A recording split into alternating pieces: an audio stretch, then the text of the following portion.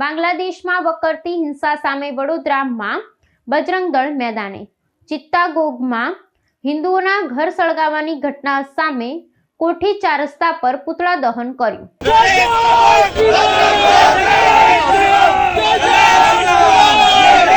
બાંગ્લાદેશમાં લઘુમતી હિન્દુ સમુદાય પર સતત વધી રહેલા અત્યાચારો અને હિંસક હુમલાઓના વિરોધમાં વડોદરા શહેરમાં બજરંગ દળ અને વિશ્વ હિન્દુ પરિષદ દ્વારા ઉગ્ર વિરોધ પ્રદર્શનનું આયોજન કરવામાં આવ્યું હતું.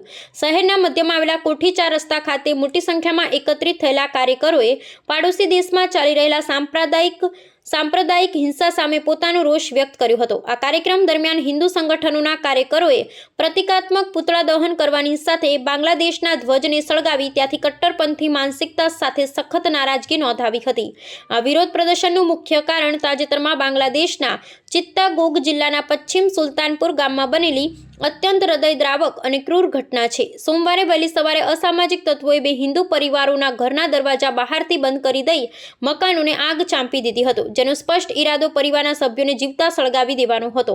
માનવતાને લજવતી આ ઘટનાના ઘેરા પ્રત્યાઘાત વડોદરામાં જોવા મળ્યા હતા, જ્યાં આંદોલનકારીઓએ બાંગ્લાદેશ સરકારની નિષ્ક્રિયતા સામે સૂત્રોચ્ચાર કર્યા હતા અને માંગ કરી હતી કે આવી બર્બરતા આચરનાર અપરાધીઓ સામે તાત્કાલિક અને કડક કાયદાકીય કાર્યવાહી કરવામાં આવે. હિન્દુ સંગઠનોએ સ્પષ્ટ શબ્દોમાં જણાવ્યું હતું કે પાડોશી દેશમાં અલ્પસંખ્યકોને પ્રતાડિત કરવાની ઘટનાઓ વારંવાર બની રહી છે, છતાં તેનું તંત્ર તેમને સુરક્ષા પૂરી પાડવામાં નિષ્ફળ સાબિત થયું છે. બજરંગ દળના આગેવાનોએ ચીમકી ઉચ્ચારી હતી કે જ્યાં સુધી બાંગ્લાદેશ સરકાર હિન્દુઓની જાનમાલની સુરક્ષા સુનિશ્ચિત નહીં કરે ત્યાં સુધી આવા વિરોધ પ્રદર્શનો ચાલુ રહેશે. આજના કાર્યક્રમ દ્વારા ભારત સરકારને પણ અનુરોધ કરવામાં આવ્યો હતો કે તેઓ કૂટનીતિક સ્તરે દબાણ લાવી બાંગ્લાદેશમાં વસતા લઘુમતી સમાજમાં રક્ષણ માટે યોગ્ય પગલાં ભરાવે.